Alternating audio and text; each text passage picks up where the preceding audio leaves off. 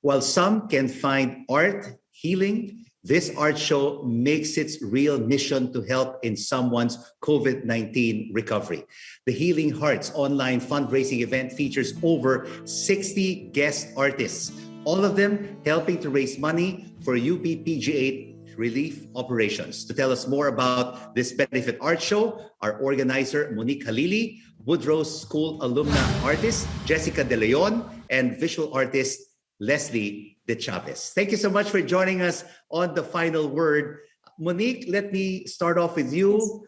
What is the inspiration and the thrust behind this Healing Arts art show of the Woodrose Alumni Association?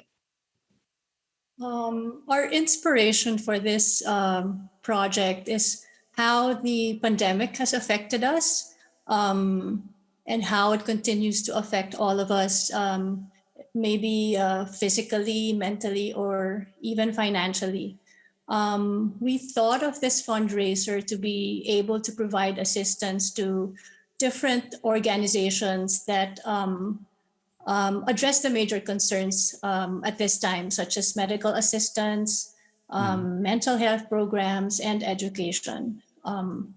As we know, during the pandemic, we've seen many hearts broken, and through this project, we hope to be able to bring new wholeness and true healing to more people through art. I'm sure the funds raised in this benefit art show will definitely go a long way in helping the frontliners and people who need it, especially during this ongoing pandemic. Jessica, share with us how important is this cause to help our frontliners in fighting this unseen enemy, COVID-19?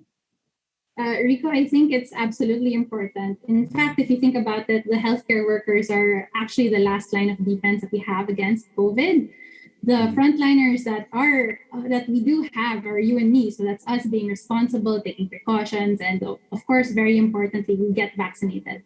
But these are small things that mean big things to support our healthcare workers. They need all the support they can get after almost 2 years of battling COVID for us. They need access to transportation. They need to be able to provide vaccines. They also need, more importantly, their PPEs to keep themselves safe. So these are very small things, but have very huge effects on them. And monetarily, there's definitely more that we could do for our healthcare workers. And by supporting them, it also means that we have to actively take part in keeping the virus at bay. And Leslie, you are one of 60 artists who were part of this benefit art show of the Woodrose Alumni Association. How important is it for you to be part of it and help our frontliners? I think this project is something that is really, I would say, beautiful. It's something that is contextual, and it is also something that is symbolic. It's beautiful because it's a gathering of creatives or a gathering of creators who share their talents, and it is also contextual because it's timely, and at the same time it's symbolic because it adds meaning to the not only to the beneficiaries but also to the people who share their time and talent. And Jessica, how has art helped you during this very challenging time in our lives? Your artworks for this benefit show are very calming. I've seen some of them, and they're entitled Seascapes. Yes. Well, so of course, the pandemic has been very challenging, and it's made days seem very endless, and it's really blurred the lines in between Monday through Friday. But at the same time, it's also allowed me to experiment, to research, and to gather ideas that I would like to do next. I feel like I really have the time to now look at issues more closely, and then find out what I can do to create. How can I create something out of that? Definitely, the pandemic has, and during these challenging times, I've definitely had the time to develop my craft much better than I did before. And I'm sure like a lot of artists would also agree, that creating art, making art is a very tedious process. You have to think about the concept, the the why, the how, the execution, and so on and so forth. And most times it really keeps you isolated. It's a very isolated activity. But thankfully now I have my dog to keep me company. But even though it seems like an isolated activity, it's very individual. Right. At the end of the day, it's something that I'm very glad that I get to be able to share with others, right. And of course help benefit those that can.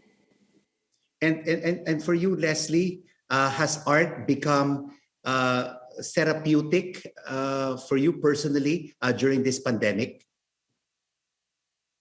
I don't know. I've been doing art for the past 20 years, and well, art has always been therapeutic, and not only during the pandemic, but I think during the pandemic it gave us a lot of time to pay attention to the things that we really pay attention to. We really pay attention to, like for example, the kind of works that we do, the time that we give to other people or to the people around us, and that kind of rethinking and connecting or reconnecting again, it's somehow is therapeutic, I think. And on the side, when you do art, it is something that fuels and give more hope, I think, for artists to look into the future and see the possibility of getting through this with full of hope and hopefully you get to create more works that would inspire and help other people when they look at your works. Your artwork in this Healing Arts art show is entitled Receptacles 2. Why did you choose this particular painting to represent you in this exhibit? Actually, this is the second part of the two-part work that I did. Well, this is a combination of an old drawing in 2017 and a couple of paintings I did in 2020. And then in 2017, I was thinking of doing works that would represent a kind of symbolic image of the result and the effect of extrajudicial killing.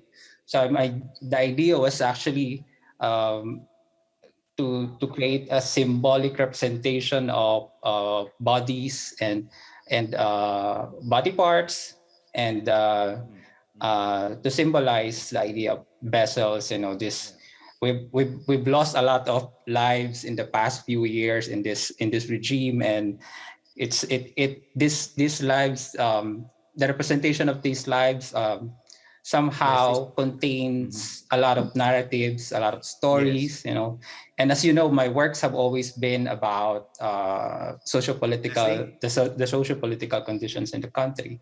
So I think it Leslie, is Leslie, I'll have to jump in there because we have about a minute left for this interview. Sure. And I'd like to ask Monique about this benefit art show. Which particular groups will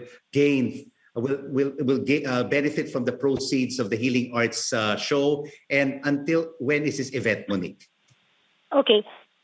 Rico, proceeds of the fundraising project will go towards the PGH COVID-19 operations through the UP Manila Development Foundation. Also, it will benefit Magis Creative Spaces, which is a center for healing and learning through expressive arts. Also, it will benefit the Binhi Scholarship Fund, which supports the education of the children of the Woodrose auxiliary staff. The show will run until November 28th. Thank you so much for joining us on The Final Word, Monique, Leslie, and Jessica. And good luck with the Healing Arts art show.